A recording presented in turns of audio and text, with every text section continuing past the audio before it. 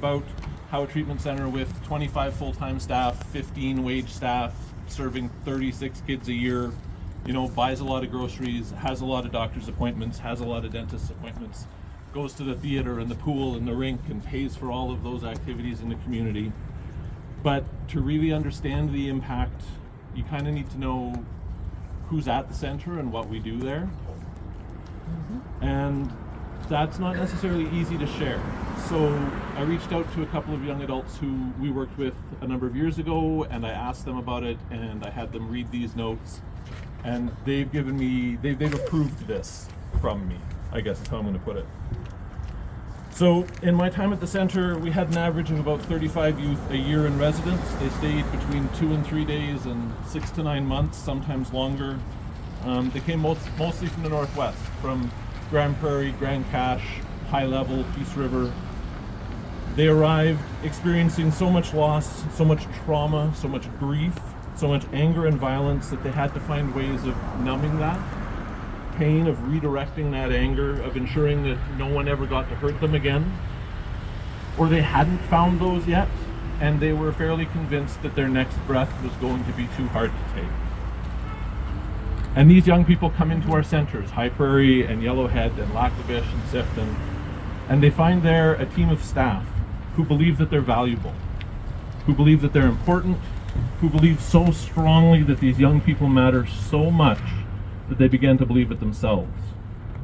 They find a staff, let's be clear, they find a staff of Local 6 members who spend their entire day fighting to ensure these youth are safe, valued, and respected by the systems they've found themselves in. I wanted to share some examples of the strength, the incredible changes and the work and growth that I've seen from these kids and the staff that help them, but if I start doing that, I won't stop. So here's what I'm going to say instead.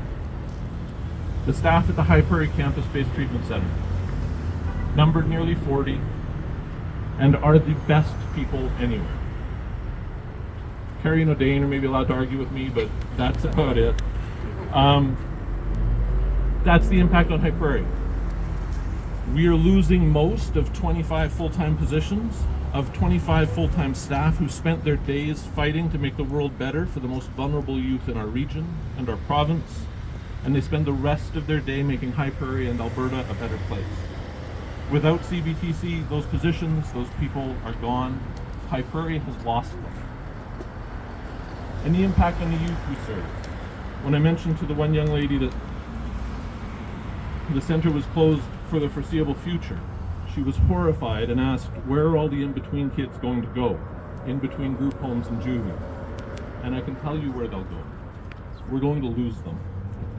These youth that matter so much to so many of us, we will lose them.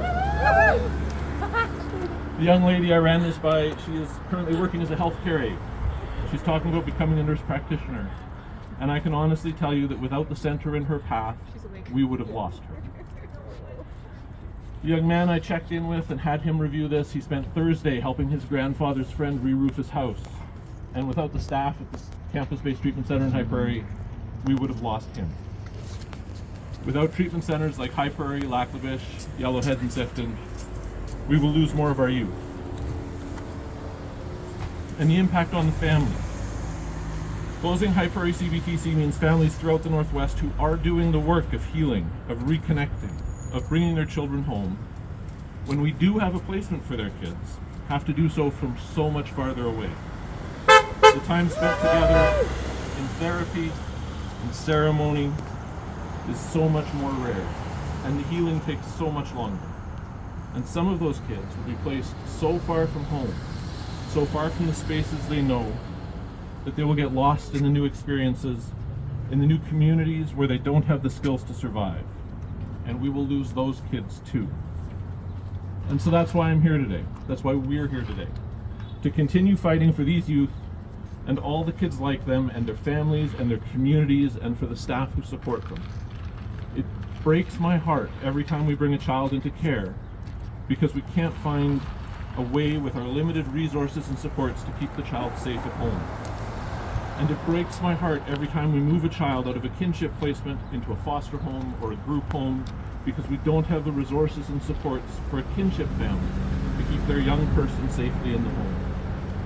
And it breaks my heart every time I come into the office on a Monday morning and it smells like teenage boy, because the on-call worker couldn't place a child whose placement broke down over the weekend, and spent the whole weekend calling every group home, shelter in the province, trying to find a bed and a shower for a teenager, and being unable to do so.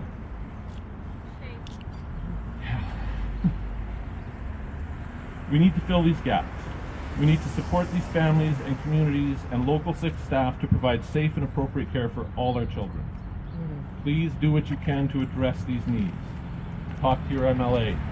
Talk to Mr. Turton. Do the things that Shamanti and Sandra have mentioned.